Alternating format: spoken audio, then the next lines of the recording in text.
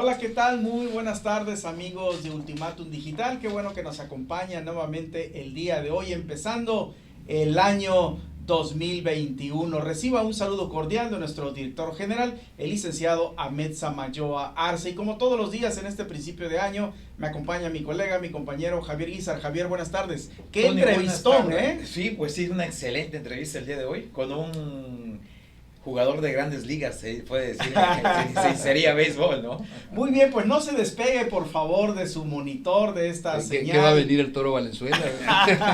De Ultimátum MX, porque tenemos nada más y nada menos a un personaje político del estado de Chiapas, un veterano de guerra, como bien dice nuestro compañero Javier Guizar, todo un bateador de primeras ligas. Y si alguien sabe de lo que está pasando en Chiapas, de la historia de Chiapas, de la política nacional y por supuesto de nuestra entidad sureña del país, es José Antonio Aguilar Bodegas, a quien le damos una cordial bienvenida a nombre del director Ahmed Samayoa Arce. Josean, conocido como Josean, bienvenido por favor. Muchas gracias, Tony, Javier, muchas gracias. A Ahmed, mi gratitud y un abrazo con todo mi cariño.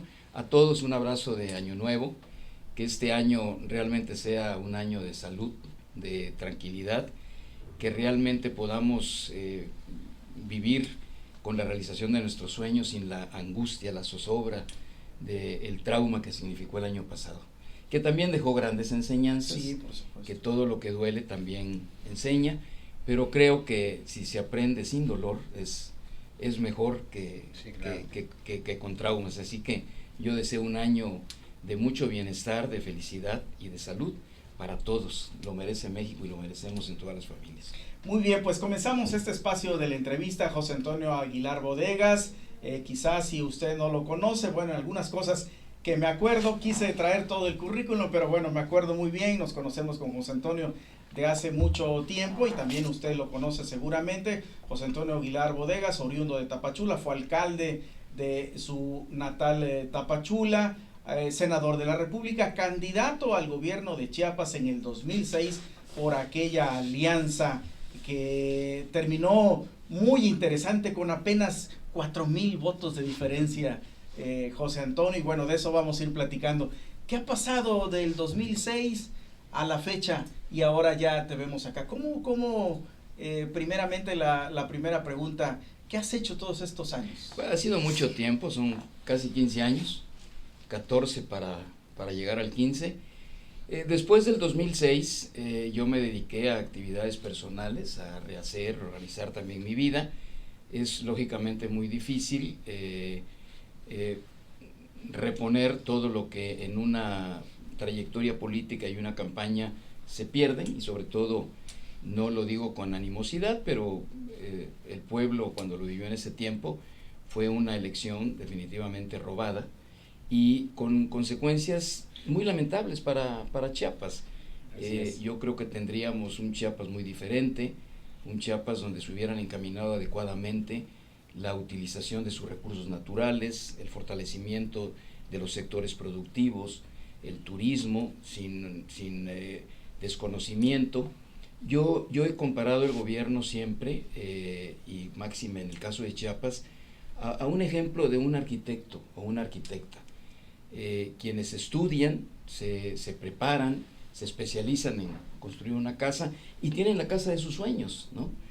Y una vez que salen de la escuela, suponte que alguien les dice, bueno, aquí están los recursos para que tú construyas esta casa, este edificio o este modelo arquitectónico que tú has soñado, y que en vez de hacerlo, desperdicien el recurso, lo dilapiden, lo lleven a otro tipo de cuestiones y que no hagan nada.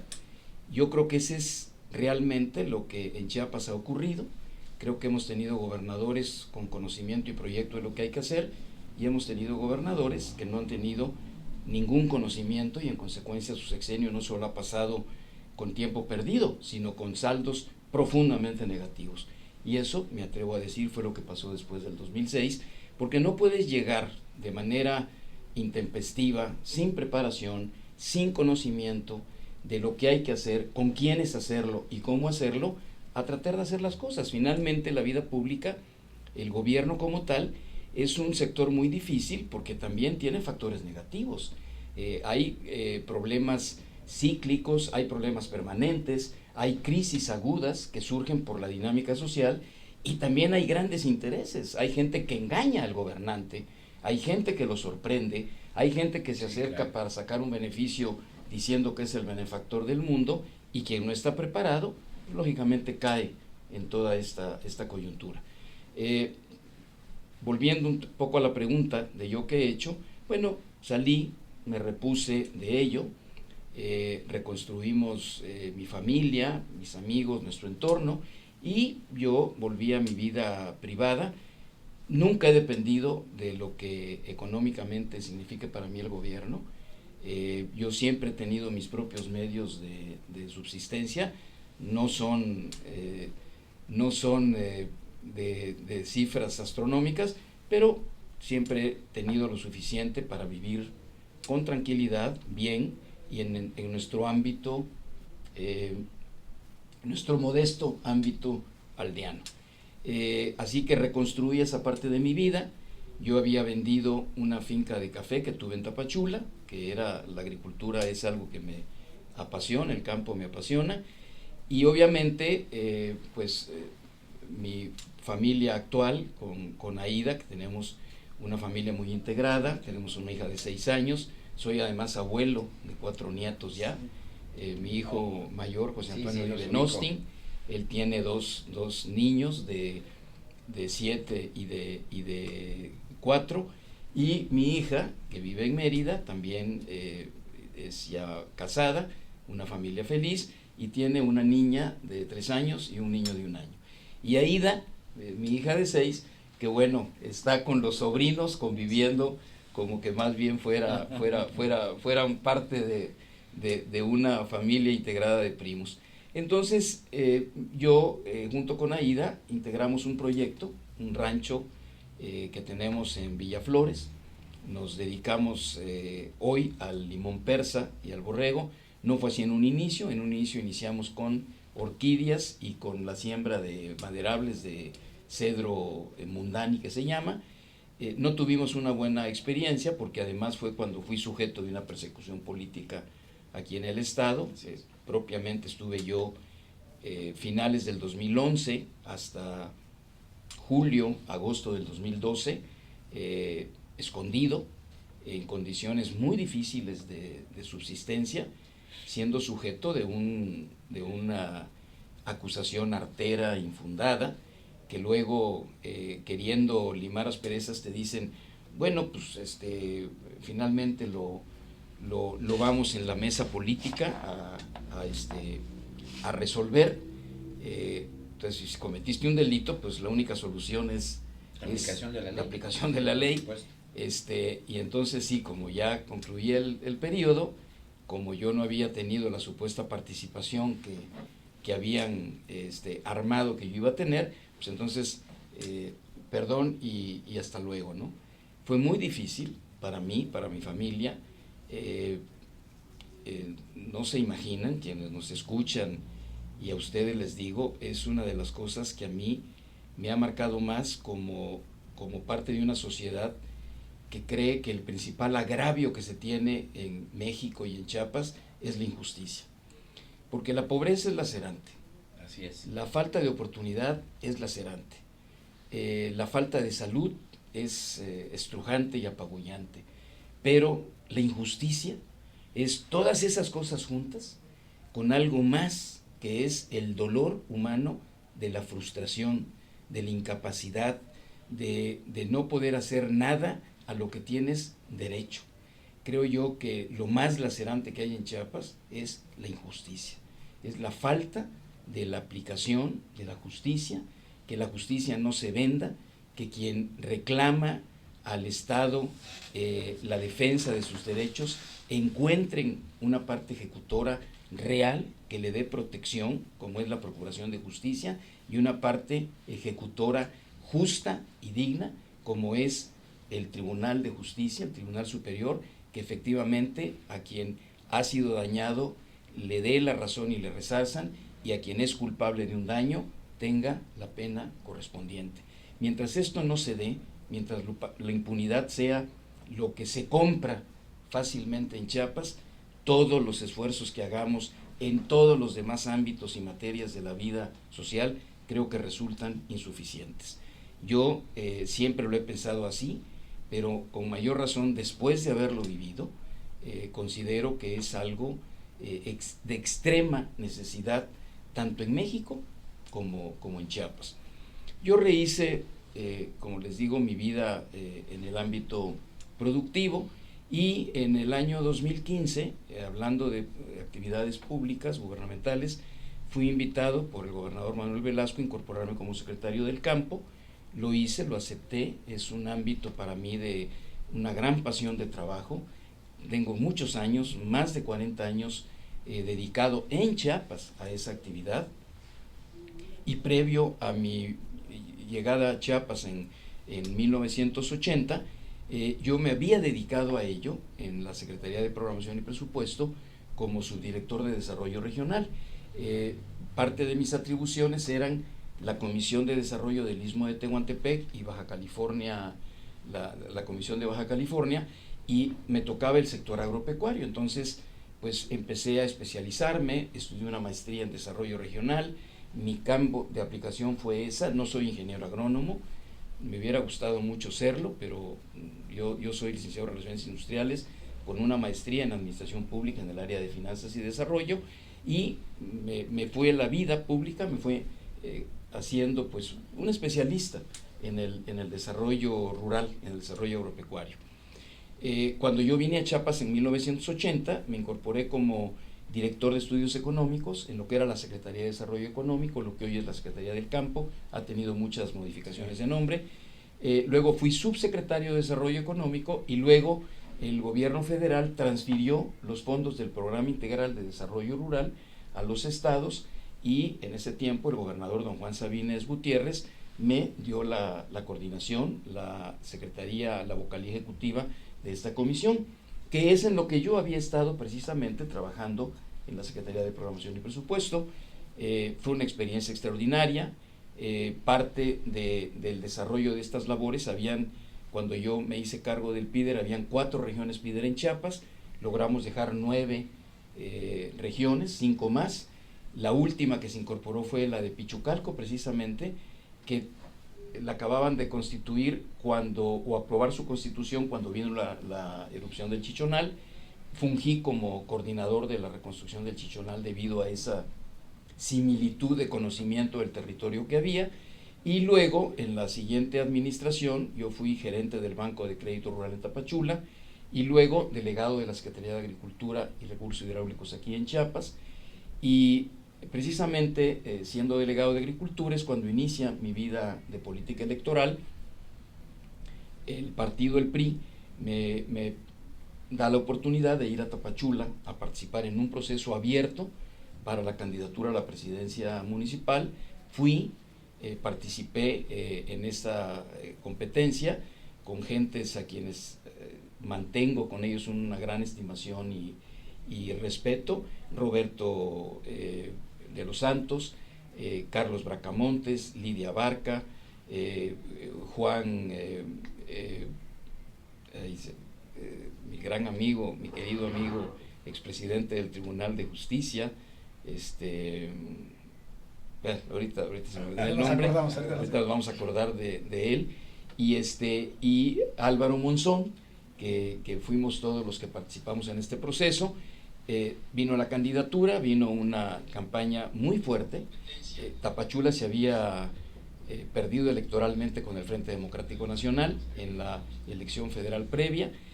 Triunfamos, y hubo un episodio sumamente desconcertante. Apareció de pronto gentes manipulando 4 urnas. Lo conoce la oposición, llega al lugar donde se está haciendo.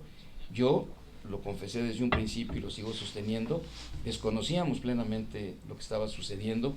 Primero, no lo hubiera aceptado.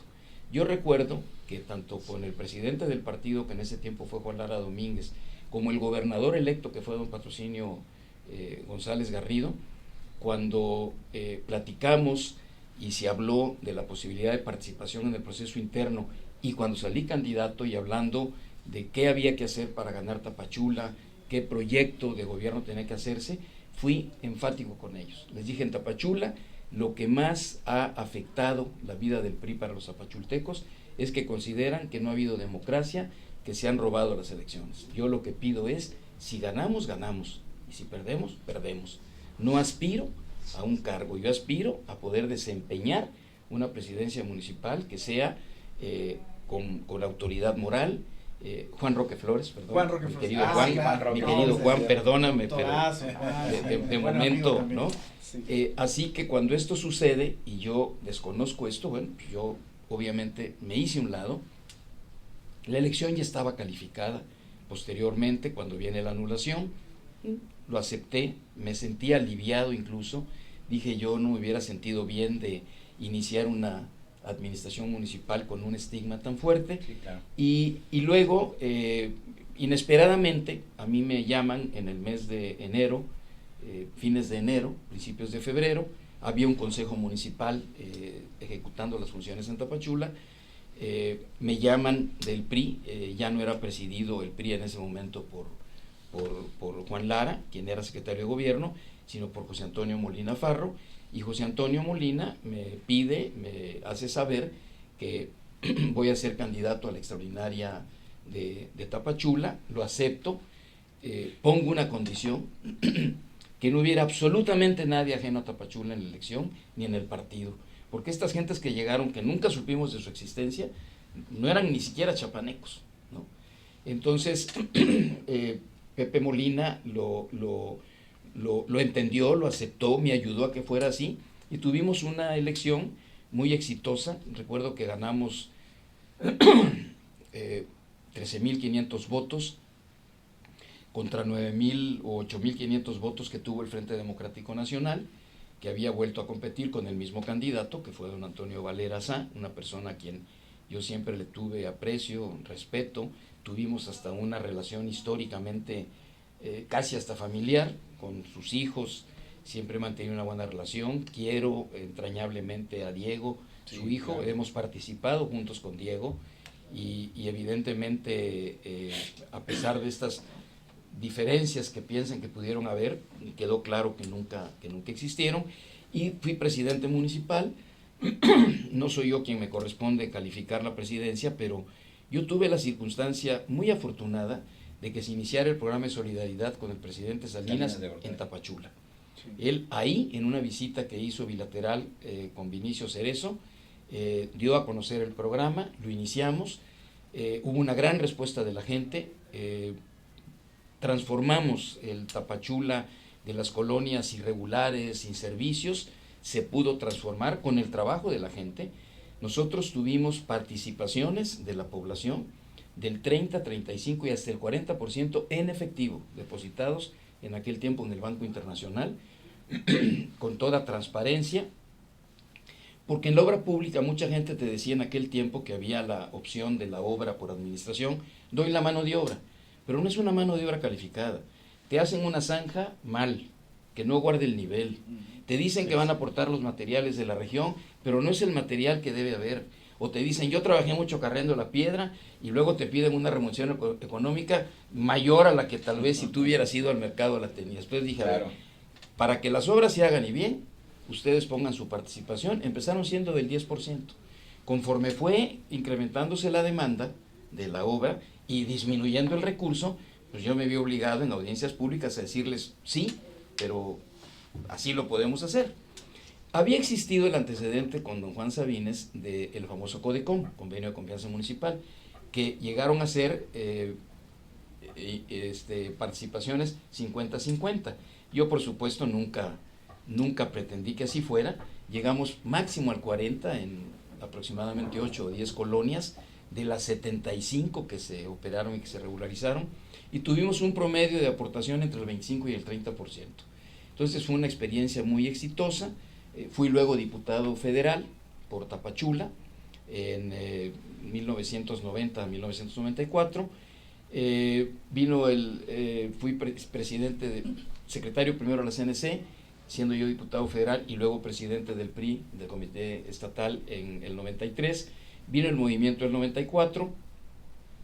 Evidentemente, como en todas estas coyunturas, pues implicaba un reajuste, y teniendo tú o no vela en el entierro, pues también decías, bueno, prefiero hacerme un lado y que lleguen gentes que puedan establecer una recomposición de las cosas. Concluí mi diputación federal y en 98 vuelvo a ser presidente del comité estatal. Tenemos una elección sui generis, porque por primera vez en Chiapas se llevó a cabo una elección de candidatos a presidentes municipales y a diputados locales con voto directo de la sociedad, con credencial de elector, no con credencial de partido, no con asambleas de partido, no con urnas, digamos, significativas. Acá se instaló una urna en cada una de las secciones electorales que habían, en ese tiempo eran 1850. Evidentemente fue una campaña muy exitosa electoral. El PRI, que había perdido mucho en 1995, recuperó prácticamente todo. Llegamos a tener el 87% de las presidencias municipales, todo el Congreso local, exceptuando 3 diputaciones, las 2 locales de Tuxtla y un distrito de Tapachula, y yo fui diputado local, fui presidente del Congreso un tiempo, no todo el periodo. Después me tocó coordinar la campaña interna del licenciado Labastida. Fui candidato al Senado en el año 2000 y senador del 2000 al 2006, y bueno, ya referimos el tema y la experiencia de la campaña del 2006, y propiamente del 2006 hasta el 2015 fue cuando me volví a incorporar aquí en Chiapas. Digo, Muy bien. muy grandes aparte plazos. que preguntemos algo, vamos a necesitar como 3-4 programas para esto, porque encantado de la vida. Ya lo habíamos anticipado que iba a resultar toda una buena experiencia. Franco fue que dijo, mira los saludos nada más. Esperamos, César, dice el señor César Arcos, esperamos que estas elecciones sean diferentes, muchos seguidores. Juan Carlos Calimayor Franco, aquí enviamos un saludos, dice, saludos a José, será un excelente candidato y un gran diputado, no tengo duda, todos mis parabienes, larga experiencia para servir a Chiapas. Edwin Morales, una gran persona, cuenta con todo mi apoyo. Alonso López, a nivel personal, ¿qué le espera este 2021 José Antonio Aguilar Bodegas? Saludos desde tierras guacaleras de Tapachula, también saludos a Alonso López. Alonso. Ellen Barrios, saludos, una colega, compañera de nosotros, saludos a mi paisano, licenciado Bodegas, Ellen Barrios. Ellen, claro. Ellen, José Luis, dice, pero era priista, ¿qué pasó ahí? Dice, ¿no? Femisur González, dice, Josean, como cariñosamente le llamamos a sus amigos, es toda una institución de política, felicidades, mi querido amigo. Juan Roque Flores, te recuerdan que era el que estaba ahí, que no te acordabas, dice Juan Carlos Coutinho Ruiz. Juan Carlos Coutinho Ruiz, felicidades, bien por Tapachula, seguro será una administración ejemplar. Josean es un servidor público honesto y de gran visión. En fin, ya tendrás tiempo para revisar todos los saludos y siguen enviando. Una pregunta, Javier. Bueno, yo podría estar horas contigo, licenciado Josean, platicando. La verdad, eres un político experimentado, creo que tienes una gran virtud. La prudencia en política es una gran virtud y a la larga da frutos. Con lo que has platicado has demostrado la prudencia. Coincido contigo que te robaron la campaña, que fue el peor gobernador a mi punto de vista que hemos tenido, y han habido peores, no quiero mencionar ni quiero abrir heridas, pero creo que fue el gran error de Pablo Salazar Mendiguchía haber dejado, porque él sabe lo que pasó realmente, haber dejado un pésimo gobernador como Juan Sabines Guerrero, ¿no? Y ya la historia nos ha dejado marcado lo que ese gobernador hizo. Yo también sufrí parte de lo que tú has comentado, también fui perseguido en Palenque, estaba en Palenque por gente que él traía, pero bueno, son cosas que ya pasaron. Pero hoy nos ha costado mucho a los chiapanecos el orden, que don Patrocinio siempre lo mencionó, que como la bandera de Brasil, el orden nos lleva al progreso. Hoy vas a buscar ser diputado federal y levantaste revuelos en las redes sociales cuando te vimos con tu acta saliendo de tu partido político. Carta de intención, ¿no? Tu carta de intención que lo hiciste a tu partido político y causaste una gran polémica en las redes sociales. Desde tu experiencia, que es el tema que adolecemos los chiapanecos, ¿por qué nos cuesta tanto el orden? ¿Por qué? Mira, yo creo que para que se establezca el orden tiene que haber autoridad moral en el gobierno, tiene que haber credibilidad y confianza en el gobierno, no fe. credibilidad y confianza. Y cuando esto existe, el pueblo respeta el orden que le pide el gobierno. Pero cuando no hay justicia, cuando no hay respeto del funcionario hacia el pueblo, que no es el que personalmente te agredan o te digan, sino el respeto de que un funcionario público cumpla lo que tiene que hacer en el marco de lo que la ley señala.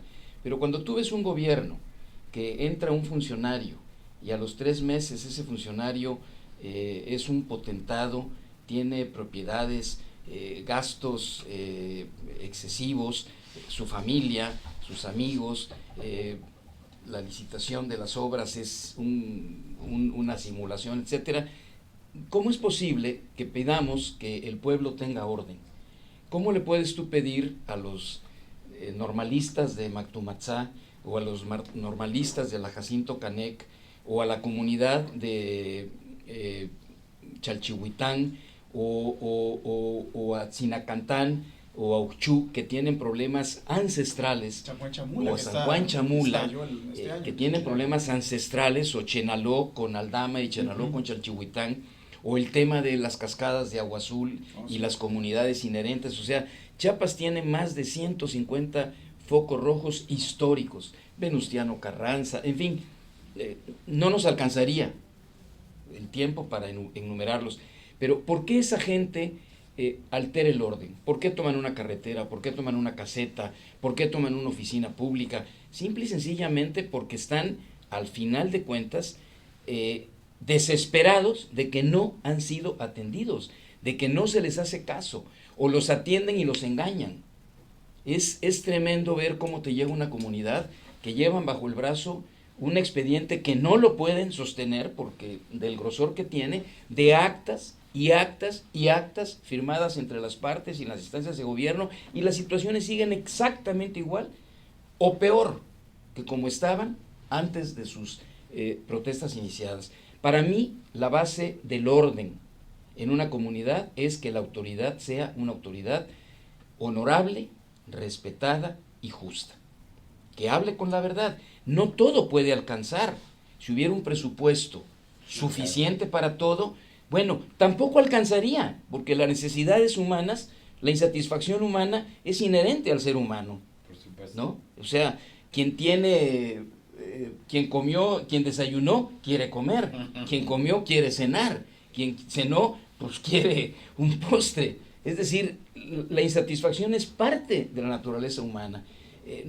Es que ya tienes el camino. Pues sí, tengo el camino, pero me falta la escuela, y si quiero el kinder, y quiero la primaria, y quiero la secundaria, y quiero también una universidad para que mis hijos no tengan que desplazarse. Es decir, el recurso nunca va a alcanzar, pero cuando un gobierno lo ejecuta respetuosa y honorablemente, lo transmite y toma las decisiones de manera conjunta y también con equidad, la gente entiende. Mi experiencia como presidente municipal, que es tal vez el cargo de elección popular más inmediato con la gente, creo que hay otro más inmediato, que es el de comisariado ejidal, que además no tiene estructura, ni recursos, ni sueldo para desempeñarlo, ¿no? El presidente municipal es la instancia más cercana y es donde más tiene que existir este equilibrio entre la autoridad y la autoridad moral, para que las decisiones del presidente municipal sean entendidas y sean respetadas. Y cuando es así, yo creo que sí hay orden. Yo fui candidato, y lo mencionaron ahí, por un partido diferente al PRI, o por una alianza en la que no estaba el PRI en el 18. ¿Qué es una de las cosas que propuse? Precisamente la solución en un marco de justicia transicional en Chiapas. Tú no puedes resolver el problema de Acteal con solo el hecho de decir están presos o no. Hubieron muchos daños inherentes, colaterales, que siguen estando. Tienes que retomarlo, y en el marco de lo que se llama la justicia transicional, que no es un invento ni un vocablo, es un concepto jurídico mundial, resolver uno y cada uno de estos problemas. Si una vez que esto está resuelto, evidentemente hay alguien que utilizando, escudándose en una insatisfacción social, quiere alterar el orden, entonces evidentemente hay también los elementos de una seguridad pública sin abusos, institucional, para conservar el orden. Pero es muy difícil que solo con el garrote pensemos que se va a conservar un orden si no hay un gobierno que resuelva problemas y que tenga autoridad moral en su ejercicio. Oye, pues entonces casi vamos terminando, se ha consumido el tiempo, Perdón. Pero vamos a tener más espacios, si nos permites otra invitación, por favor. Para ir cerrando, ¿le vas a entrar ya a las urnas otra vez? Sí, yo quiero aclarar esto. Adelante, yo por me favor. inscribí en un proceso como simpatizante en el PRI. Y además quiero decir algo. Lo dije públicamente y no tengo por qué no repetirlo hoy, después de 2 años y fracción. Yo lamenté tener que renunciar al PRI, porque el PRI fue mi casa, fue mi escuela, fue mi integración a la comunidad, fue mi integración a un equipo de trabajo con una concepción de un nacionalismo y un desarrollo en base al nacionalismo histórico de raíces muy profundas, y lo hice con mucho dolor. Y quiero aclarar algo, no estoy diciendo que he regresado al PRI, porque para regresar al PRI yo tengo que cumplir un procedimiento que no lo he cumplido. Simplemente la convocatoria del PRI abre la posibilidad de ser simpatizante o ser militante para que tú puedas ser candidato en un distrito en el que el PRI, como es Tapachula, va a llevar, digamos, la cabeza de la alianza. Me inscribí como simpatizante, al día de hoy, en la noche, debe haber un dictamen ya de quienes nos inscribimos como simpatizantes y quienes fueron militantes, y en base a ese dictamen, el día 9, deberemos ante el Comité Estatal del PRI reiterar, ratificar, quienes tengamos la aprobación para hacerlo después de del Comité de Consejo Político Nacional, que es quien hace este análisis, irnos a efectuar formalmente nuestro registro, y vendrá un proceso de campañas internas en el caso que hayan uno o más candidatos, o incluso, como es una alianza de 3 partidos, aunque hubiera un solo precandidato virtualmente candidato, tiene que hacer un proceso de campaña interna en el ámbito de los 3 partidos. Muy bien, cerremos esta entrevista, Sí. Javier Auditorio, Sí, claro, con que nos ayudaras a sintetizar un último mensaje, pero tu opinión de Morena Nacional y Morena Chiapas. Y con eso vamos a dar. Mira, a Morena Chiapas no haría un juicio de valor porque no lo conozco. No conozco Sí, su claro. estructura, no la veo, y no lo digo esto en sentido peyorativo. Sí. No la conozco. Seguro existe y la tienen, pero bueno, creo que es un partido con una estructura distinta a las estructuras que históricamente se han venido teniendo. A nivel nacional, yo creo que Morena es un partido que adolece de un factor fundamental, que es la unión y la integración. Y el gobierno que Morena llevó al poder a través del presidente, creo que es un gobierno que, para mí, en mi punto de vista, la falla primordial que tiene es la falta de unidad y de respeto a todas las expresiones. Un presidente de la República no puede estar agrediendo todas las mañanas a quienes tienen diversas opiniones a las de él. Se llamen opositores, se llamen divergencias de opinión, periodistas, etcétera. No se puede estar haciendo eso. México es un país que necesita todo. Y si no estamos todos unidos en una lucha para poner nuestro mayor esfuerzo, para poner nuestra dedicación, para aportar cada quien lo poco o lo mucho que tenga, el futuro de México es sombrío. México tiene gravísimas deficiencias, se iban superando históricamente con el avance de la sociedad, muchas cosas de ellas. El combate a la corrupción, la transparencia, la rendición de cuentas, fue un logro que se tuvo no por el gobierno en turno, se tuvo por la exigencia de la sociedad, la atención a los grupos desprotegidos, el reconocimiento y la lucha contra la discriminación, que en México es un cáncer, se tuvo por la sociedad civil. Y hoy la sociedad civil es la principal fuente de rechazo por parte de los programas gubernamentales. Yo creo que el gobierno federal que encabeza López Obrador, y que obviamente Morena es su partido ejecutor, tiene que hacer un esfuerzo de tolerancia, de comprensión, de respeto y de aceptación. Tener una divergencia no es ser enemigos. Tener una divergencia es en el marco del respeto y de la lealtad, porque la oposición debe ser leal, expresar los puntos de vista, llegar a una decisión y ejecutarla conjuntamente. Yo creo que el avance más importante, el presidente habla mucho del tequio de Oaxaca. Bueno, el tequio de Oaxaca es precisamente la solidaridad que se genera en una comunidad, con propios y con extraños, con verdes, con rojos, con azules, con amarillos, con color ladrillo, con el que sea, pero se unen para hacer las cosas. Tu último mensaje a los chiapanecos y te manda saludos María José Sánchez Ruiz, Orgullo Tapachulteco, muchos saludos siguen entrando. Tu último mensaje a la sociedad chiapaneca, por favor, José Antonio. Primero, que yo hago votos porque el 2021 sea un año de mucha prosperidad en el sentido moral y salud para todos, y que tengamos un proceso electoral realmente transparente, equitativo, y que la sociedad participe. Porque si nos quedamos en casa diciendo que no estamos de acuerdo, criticando y descalificando, no logramos nada. Si no estamos de acuerdo, hay que participar, hay que poner todo el empeño y hay que buscar que en el marco del respeto las cosas puedan tener el equilibrio y puedan tener el avance que hay que tener.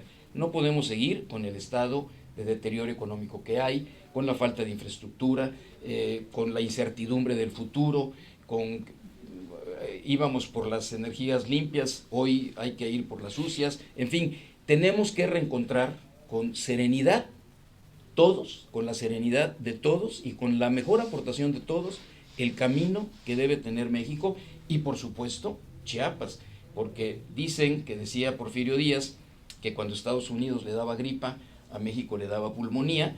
Bueno, cuando a México le da pulmonía, a Chiapas le da COVID. Cáncer carbono. Entonces sí, claro. yo creo que somos precisamente una de las entidades federativas más necesitadas de que la unidad, la integración y una visión común del futuro, asentado en el presente, nos pueda dar lo mejor para las futuras generaciones, que son en las que todos ponemos nuestro más profundo amor. Sí, claro. Pues muy bien, con estas últimas palabras de José Antonio Aguilar Bodegas, un político chiapaneco, nos despedimos, no sin antes decirle que vamos a invitar nuevamente a José Antonio Aguilar Bodegas en una próxima entrevista. Muchas gracias, José Antonio, por estar acá. Javier, muchísimas gracias, querido Ahmed, claro y a toda esta casa editorial que tan pujante es. Los mejores deseos para este año. Perfecto, pero muchas gracias a usted que nos siguió en esta hora de la entrevista. Nos vemos el día de mañana en una nueva entrevista. Hasta pronto, muy buenas tardes, gracias por seguirnos.